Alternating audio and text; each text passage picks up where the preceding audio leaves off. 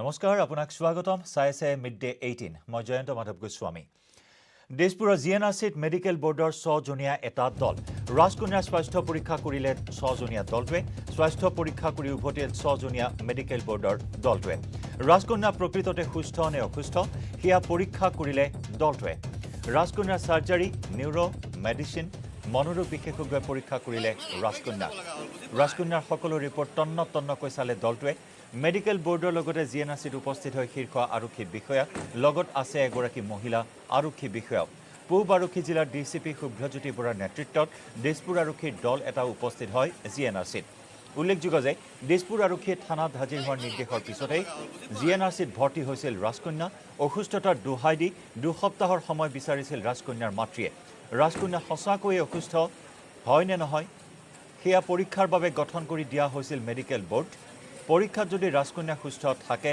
তেনেহলে পুনৰ গ্ৰেপ্তাৰ হ'ব ৰাজকন্যা ইতিমধ্যে জিএনআৰচি হাস্পতালত স্বাস্থ্য পৰীক্ষা কৰি উভতিল 6 জনীয়া মেডিকেল বোৰ্ডৰ দলটিয়ে আৰু ইয়াৰ পিছতেই প্ৰতিবেদন দাখিল কৰিব দলটিয়ে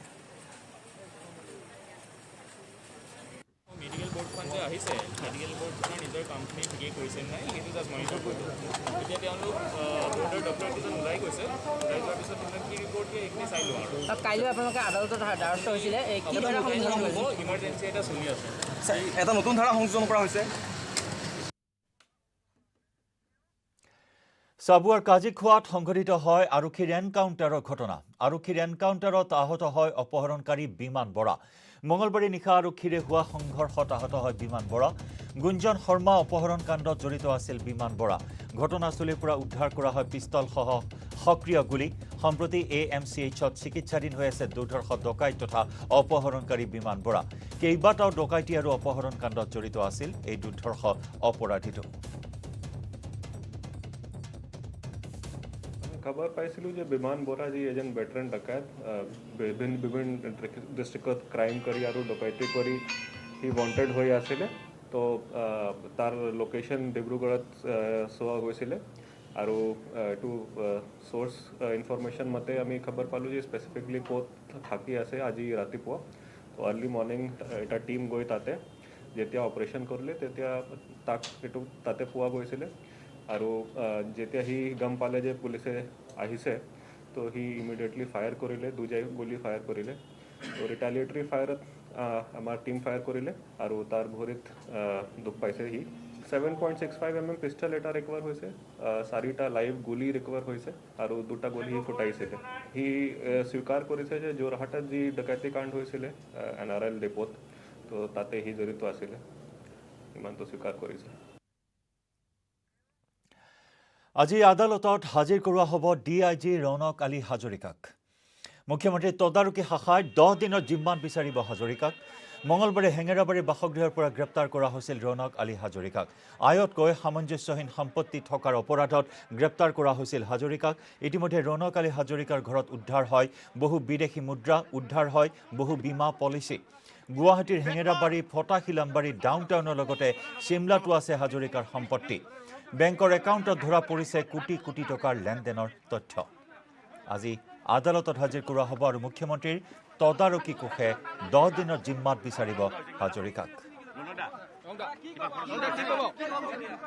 সাক্ষীৰ সন্মুখত আমি প্ৰচিডিউৰ এটা থাকে ইনভেন্টৰী প্ৰিপাৰেচন হেতু আজি পাৰ্চেন্টেজ আমাৰ ক্যালকুলেশনত পাৰ্চেন্টেজ হৈছে 164.80 কোটি হিসাবত বহুত হ'ব আমি লাষ্ট 2 বছৰত চেক কৰোঁতে বহুতখিনি মানে ডিসক্ৰিপেন্সি পাইছো তেখেতৰ মানে একাউণ্টবোৰত পলিচি পাইছো কিন্তু শুনচোন একো নাই এটা কথা কৈ দিওঁ আপোনালোকক মানে বহুতখিনি আমি ফৰেন কাৰেন্সি পাইছো একাউণ্টতটো মানে বহুতখিনি ট্ৰানজেকশ্যন আছে গোটেইখিনি মই এতিয়াই কৈ নিদিওঁ আজি পানবজাৰ থানাত থাকিব আৰু আমি কালি তেখেতক প্ৰডিউচ কৰিম স্পেশাল কোৰ্টৰ সন্মুখত আৰু ৰিমাণ্ডত আনিম কিমান দিন বিচাৰিব বাইদেউ ৰিমাণ্ড আমি 10 দিন বিচাৰিম হয় এডুকেশ্যনেল এক্সপেণ্ডিচাৰ বহুতখিনি বেছি ল'ৰা ছোৱালী মিলাই 1 crore 74 lakhs খৰচ হৈছে একাউণ্ট এতিয়া বহুতখিনি পাইছোঁ আৰু কৰিবলগীয়া আৰু বহুত আছে ইনভেষ্টিগেশ্যন চিমলাত আছে হয় আৰু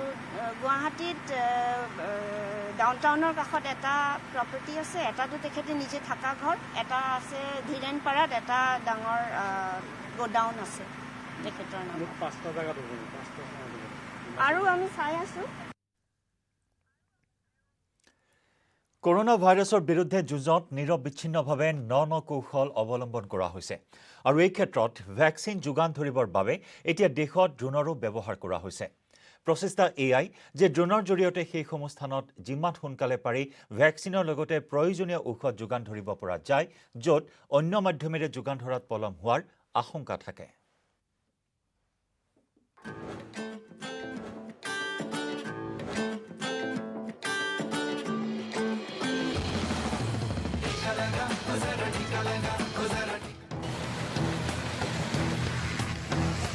দেশত আজি প্ৰথমবাৰৰ বাবে ড্ৰোনৰ সহায়ত কৰোনা ভাইৰাছৰ ভেকচিন প্ৰেৰণ কৰা হ'ল। কেন্দ্ৰীয় স্বাস্থ্যমন্ত্ৰী মনসুখ মন্দাভিয়াৰ নিৰ্দেশ মৰ্মে মণিপুৰৰ পৰা আৰম্ভ হ'ল ইয়াৰ শুভাৰম্ভণি আৰু এয়াই হ'ল দেশত প্ৰথমবাৰৰ বাবে ভেকচিন যোগানৰ ক্ষেত্ৰত ব্যৱসায়িক ভিত্তিত ড্ৰোনৰ ব্যৱহাৰ। ড্ৰোনৰ সহায়ত কৰোনা ভাইৰাছৰ ভেকচিনৰ ড'জ মণিপুৰৰ বিশানপুৰৰ কৰাংগলৈ প্ৰেৰণ কৰা হ'ল। পাহাৰীয়া ৰাস্তাৰে বিশানপুৰৰ কৰাংগলৈ দূৰত্ব প্ৰায় ২৬ কিলোমিটাৰ, য'ত ড্ৰোনৰ সহায়ত ইয়াৰ দূৰত্ব মাত্ৰ ১৫ কিলোমিটাৰ। ড্ৰোন ব্যৱহাৰ কৰি ১২ৰ পৰা ১৫ মিনিটৰ ভিতৰতে মণিপুৰৰ বিশানপুৰৰ কৰাংগলৈ প্ৰেৰণ কৰা হ'ল ভেকচিন। আকাশৰ পৰা নামি আহিল সঞ্জীৱনী। ড্ৰোনৰ সহায়েৰে কৰোনাৰ বিৰুদ্ধে যুঁজ। ড্ৰোনৰ সহায়ত কৰোনা ভাইৰাছৰ ভেকচিন প্ৰেৰণৰ এই প্ৰচেষ্টা দেশত কেইবা মাহ ধৰি অব্যাহত আছিল, কিন্তু এয়া প্ৰথমবাৰ য'ত বিগত সোমবাৰে মণিপুৰত এই প্ৰচেষ্টাৰ সফল ৰূপ দিয়া হ'ল। দৰাচলতে পাহাৰীয়া আৰু অতি দুৰ্গম অঞ্চলসমূহত ভেকচিন যোগান ধৰিবলৈ স্বাস্থ্যকৰ্মীসকলে বহু বাধা তথা প্ৰত্যাহ্বানৰ সন্মুখীন হ'বলগীয়া হয়। মণিপুৰৰ কৰাংগাঁও এনে এক দুৰ্গম স্থান, য'ত প্ৰায় ৩৫০০ লোকে বাস কৰে। কিন্তু দুৰ্গম স্থান হোৱাৰ বাবেই তাত এই পৰ্যন্ত মাত্ৰ ৩০% লোকৰহে টীকাকৰণ সম্পন্ন হৈছে। আকাশৰ পৰা নামি আহিল সঞ্জীৱনী। ড্ৰোনৰ সহায়েৰে কৰোনাৰ বিৰুদ্ধে যুঁজ। মণিপুৰৰ লোকটক হ্ৰদ থকাৰ পাছতো কৰাংগত ড্ৰোনৰ সহায়ত কৰোনাৰ ভেকচিন প্ৰেৰণ কৰাৰ এই বাস্তৱ পদক্ষেপে অনাগত সময়ত এক নতুন অধ্যায়ৰ সূচনা কৰিব। কেন্দ্ৰীয় স্বাস্থ্যমন্ত্ৰী মনসুখ মন্দাভিয়াই এই বিশেষ উপলব্ধিৰ বাবে ICMR, মণিপুৰ চৰকাৰ আৰু এই প্ৰকল্পৰ সৈতে জড়িত কাৰিকৰী কৰ্মীসকলক শুভেচ্ছা জ্ঞাপন কৰে। আশা কৰা হৈছে এই নতুন প্ৰযুক্তিৰ জৰিয়তে জৰুৰীকালীন সময়ত জীৱন ৰক্ষাৰ বাবে জীৱনদায়িনী ঔষধ দুৰ্গম স্থানসমূহত প্ৰেৰণ কৰি স্বাস্থ্য খণ্ডত এক নতুন দিগন্তৰ সূচনা কৰিব।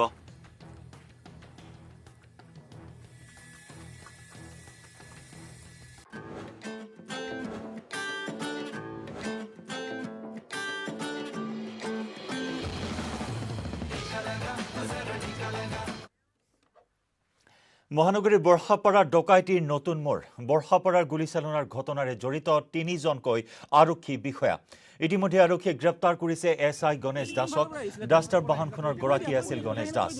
আন ২ আৰক্ষী বিষয়া কৰুণা আৰু আনজন বিপ্লৱ দৈমাৰী। বিপ্লৱ দৈমাৰী ১০ম আৰক্ষী বেটেলিয়নত কৰ্মৰত। ডকাইতি কাণ্ডত জড়িত অমৰ আলীকো গ্ৰেপ্তাৰ কৰা হৈছে। পূৰ্বেও কেইবাটাও ডকাইতিত জড়িত আছিল অমৰ আলী। ধৃত অমৰ আলীৰ ভোটাৰ কাৰ্ডখন উদ্ধাৰ হৈছিল গৌতম পালৰ বাসগৃহত, যি গৌতম পালৰ বাসগৃহতে কালি লুটপাট চলাইছিল এই ৬জনীয়া ডকাইতৰ দলটোৱে। ডকাইতি কাণ্ডৰ পিছতে উদ্ধাৰ হৈছিল ভোটাৰ কাৰ্ডখন। এই সমগ্ৰ ঘটনাত এই পৰ্যন্ত ৪জনক গ্ৰেপ্তাৰ কৰা হৈছে। ইয়াৰে ৩জনে হৈছে 10th APBNৰ আৰক্ষী আৰু এটা হৈছে দুৰ্ধৰ্ষ ডকাইত অমৰ আলী। এই অমৰ আলীৰ সৈতে 10th APBNৰ আৰক্ষী কেইজনৰ কি সম্পৰ্ক, সেয়াও এক ৰহস্যৰ বিষয় আৰু ডকাইতি কাণ্ডত আৰক্ষী জড়িত থকা বিষয়টোৱে সমগ্ৰ ঘটনা ৰহস্যৰ আৱৰ্তলৈ ঠেলি দিছে। আৰক্ষীয়ে বৰ্তমান অনুসন্ধান তদন্ত অব্যাহত ৰাখিছে। সোণ সৰবৰাহৰো বহু তথ্য উন্মোচিত হ'ব পাৰে এই ঘটনাৰ সৈতে। ইতিমধ্যেই ৪জনক আৰক্ষীয়ে গ্ৰেপ্তাৰ কৰিবলৈ সক্ষম হৈছে। আমাৰ যোনখন নাই নাই সৰু পিষ্টল, একেবাৰে সৰু, এইখিনি মান পিষ্টলটো সৰু পিষ্টল, পিষ্টলটো সৰু। বেগ লৈ আহিছে আৰু সি এটা বেলেগ গলি সোমাব গৈছিল। সেই বেলেগ গলিটো সোমাই যাওঁতে পৰি গ'ল গুলিটো। তাৰপাছতে ৰানিং এখন এক্টিভা যাই আছিল। সেই এক্টিভাত ২জনে বহিলে, হোৱাৰ পিছত এই ল'ৰাজনক পূৰা গান আৰু তাক হাতত দেখাইছে বল বল বল বল সেই সেনেকুৱা কৰি গাড়ীখন ওলাই গুচি গ'ল এক্টিভাখন একবাৰ ইয়াতে পিনে ৰাউণ্ড মাৰি গৈছে ৰাউণ্ড মাৰি যোৱাৰ পিছত গাড়ীখন ওপৰ ৰাস্তাত থৈ আহিছে ওপৰ ৰাস্তাত থোৱাৰ পিছত সেই পিনে এটা আমাৰ ৰাস্তা আছে জনতা পথ হৈ কিনে এইটো ৰাধাগোবিন্দ পথ তাৰপিছতে এইটো আমাৰ চাৰোদা পথ তাৰমানে ইয়াতে এই পিনে এনেকৈ খোজকাঢ়ি আহিছে সোমাইছে সেইটোৱে আৰু ইহঁতে এইটো মানে যোনটো টাইমত কৰিছে এইটো ইহঁতক কোনোবা ইনফৰ্মেশ্যন দিছে এইটো টাইমত মানে গলিটো পূৰা খালী থাকে মানে 3:30 পৰা 4টালৈ মানুহ মানে ভাত চাত খাই কিনে টোপনি মাৰে এইটো টাইমতে আহিছে সিহঁতে ইনফৰ্মেশ্যন লৈ আহিছে সিহঁতে মই দুজনক ধৰিছিলোঁ তাতে এই আগত মানে ধৰাৰ পিছত মানে পিছত যোনটো আছিল তাহাঁতৰ বন্দুকটো আছিল সি বন্দুক ওলাই কিনে ফাৰ্ষ্টত তাক ৰখালে সি পিছত আছিল তাৰপিছত মোক ই কৈছে যে এৰি দি আমাক যাব দি নহ'লে ওলাই দিম তাৰপিছত মই এৰি দিলোঁ সিহঁতক গাড়ীটো ফাৰ্ষ্টত মই তাতে মন্দিৰত গাড়ীটো সিহঁতক সোমাই কিনে ইয়াৰ পৰা গাড়ীটো ঘূৰাই কিনে আকৌ গুচি গ'ল তাৰপিছত সিহঁতক খোজকাঢ়ি এইফালেদি আহিছে খবৰৰ ধাৰা অব্যাহত ৰাখিম লৈছোঁ এটি বাণিজ্যিক বিৰতি আপুনি চাই আছে মিড-ডে 18 মিড-ডে 18ত এই মুহূৰ্তত আমি আপোনাক দেখুৱাম এক শিহৰণকাৰী দৃশ্য এডাল প্ৰকাণ্ড কিংকুব্ৰাৰ সৈতে খেল এজন লোকৰ ডিঙিত মেৰিয়াই খেলি থাকোঁতেই সাপডালৰ দংশনত মৃত্যু হয় ৰঘুনন্দন নামৰ লোকজনৰ এই শিহৰণকাৰী দৃশ্য কাছাৰ জিলাৰ ধলাইৰ খেতিপথাৰত সাপডাল ধৰি আনি এনেদৰে খেলি আছিল লোকজনে আমি প্ৰথমে আপোনাক সেই দৃশ্যটো দেখুৱাই লৈছোঁ এডাল প্ৰকাণ্ড কিংকুব্ৰা সাপ অতি বিষাক্ত এই প্ৰজাতিৰ সাপ পথাৰৰ পৰা ধৰি আনিছিল লোকজনে আৰু ডিঙিত মেৰিয়াল লৈ এনেদৰে খেল প্ৰদৰ্শন কৰি আছিল লোকজনে কিন্তু সাপডালে দংশন কৰে লোকজনক হস্পিটেললৈ লৈ যোৱা হয় যদিও মৃত্যুক সাৱটিলে এই লোকজনে খেতি পথাৰৰ পৰা সাপডাল ধৰি আনি এনেদৰে খেল প্ৰদৰ্শন কৰিছিল ডিঙিত মেৰিয়াল লৈছিল এই প্ৰকাণ্ড বিষাক্ত কিংকুব্ৰা সাপটো বিষাক্ত সাপডাল ডিঙিত মেৰিয়াল লৈ খেল দেখুৱাই আছিল লোকজনে কিন্তু হঠাৎ সাপডালে দংশন কৰে আৰু দংশন কৰাৰ ফলত চিকিৎসালয়লৈ নিয়া হয় যদিও মৃত্যু হয় লোকজনৰ এক শিহৰণকাৰী দৃশ্য ছ'চিয়েল মিডিয়াত এনেকুৱা ধৰণৰ দৃশ্য প্ৰায়ে দেখিবলৈ পোৱা যায় আৰু প্ৰশিক্ষণপ্ৰাপ্ত লোকসকলে সাপ ধৰি এনেদৰে খেল প্ৰদৰ্শন কৰে আৰু সেইসমূহ দৃশ্য প্ৰায় সুলভ ছ'চিয়েল মিডিয়াত কিন্তু কৰিমগঞ্জৰ এই লোকজনে পথাৰত এই প্ৰকাণ্ড কিংকুব্ৰা সাপটো ধৰি আনি প্ৰদৰ্শন কৰিছিল ডিঙিত মেৰিয়াই লৈ খেল প্ৰদৰ্শন কৰিছিল আৰু কিংকুব্ৰাৰ সৈতে খেলা কৰাৰ ভয়ংকৰ পৰিণাম হঠাৎ দংশন কৰিলে সাপটোৱে আৰু মৃত্যুক সাৱটি ল'লে এই লোকজনে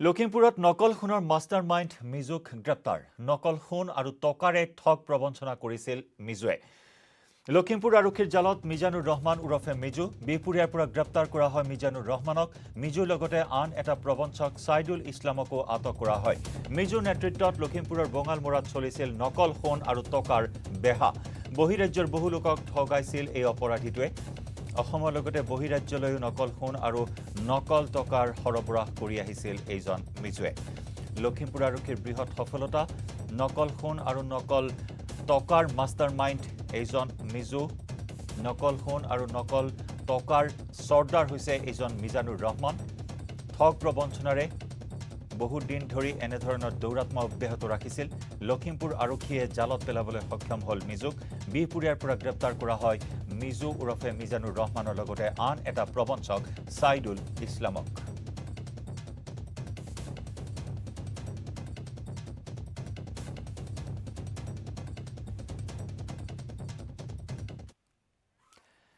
আৰু দুৰ্গা পূজাৰ প্ৰাক্ষণত সৰ্বসাধাৰণৰ বাবে পুনৰ মাধমাৰ আজি মাজনিশাৰ পৰা পুনৰ 15 টকাকৈ বৃদ্ধি ৰন্ধন গেছৰ দাম গোৱালপাৰাত এটা ৰন্ধন গেছৰ দাম 933 টকা 50 পইচা দুৰ্গা পূজাৰ প্ৰাক্ষণত মূল্য বৃদ্ধিয়ে জ্বলা কলা খুৱাইছে সৰ্বসাধাৰণ জনতাক আজি পুনৰ মাজনিশাৰ পৰা 15 টকাকৈ বৃদ্ধি হৈছে ৰন্ধন গেছৰ দাম গোৱালপাৰা চহৰৰ এলিজেন গেছ এজেন্সিৰ দৃশ্য এয়া গ্ৰাহকসকলে গেছ ক্ৰয় কৰিবলৈ আহি পুনৰ মূল্য বৃদ্ধি হোৱাত হতবাক হৈ পৰিছে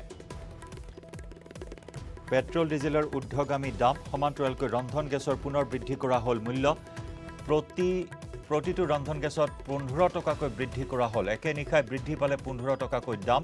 গোৱালপাৰাত প্ৰতিটো চিলিণ্ডাৰৰ দাম 933 টকা 50 পইচা। মাজনিশাৰ পৰা পুনৰ বাঢ়িল ৰন্ধন গেছৰ দাম। পুনৰ মাধমাৰ সৰ্বসাধাৰণৰ মূৰত।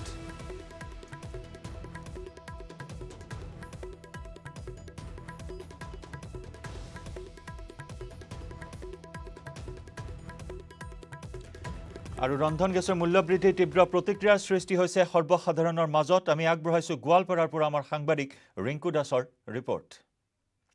ৰন্ধন গেছৰ মূল্য বৃদ্ধিয়ে জ্বলা কলা খুৱাইছে সৰ্বসাধাৰণ ৰাইজক। আৰু এই মুহূৰ্তত মই উপস্থিত আছোঁ গোৱালপাৰা চহৰৰ যি গেছ এজেঞ্চি ইলিজেন গেছ এজেঞ্চি। ইয়াত দেখা গৈছে আজি পুনৰ 15 টকা বৃদ্ধি হোৱাত এতিয়া মূৰে কপালে হাত দিছে গোৱালপাৰাবাসী ৰাইজ। আৰু মূল লগত ইয়াৰ যি বিষয়ববীয়া আছে তেখেতৰ পোনে পোনে জানিব বিচাৰিম। যাৰা দেখা গৈছে আজি পুনৰ 15 টকা বৃদ্ধি হৈছে, দাম কিমান হৈছে, আগতে কিমান দাম আছে? আপোনাৰ যোৱাকালিলৈ আছিলে 918 টকা 50 পইচা।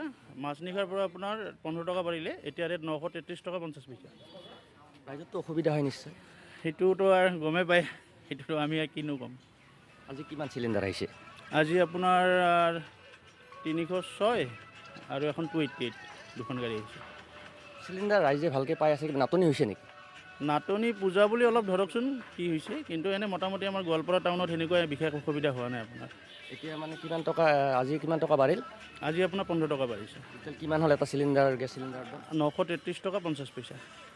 নিশ্চয়কৈ ক'ব লাগিব আজি পুনৰ 15 টকাকৈ ইতিমধ্যে যি দাম বাঢ়িছে চিলিণ্ডাৰৰ। আৰু এতিয়া টোটেল মূল্য হ'ল 933 টকা 50 পইচা বুলি জানিব পৰা গৈছে। আৰু ৰাইজে এতিয়া হাবাথুৰি খাব লগা হৈছে, কিয়নো প্ৰতিদিনে বৃদ্ধি পাবলৈ ধৰিছে যি গেছ চিলিণ্ডাৰৰ মূল্য। কিছু ইয়াত গ্ৰাহক আছে যাৰা আপোনাৰ তাত আহিছোঁ, 15 টকা বাঢ়িল, অসুবিধা কেনেকুৱা হয়? আমাৰ সৰ্বসাধাৰণ ৰাইজৰ বহুত অসুবিধা হয়, কাৰণ এই কেইদিন পিছে এনেকৈ যদি দামটো বৃদ্ধি হৈ থাকে, এই মূল্য বৃদ্ধিত মানে আমাৰ সৰ্বসাধাৰণ ৰাইজে বহুত অসুবিধা পাই আছে।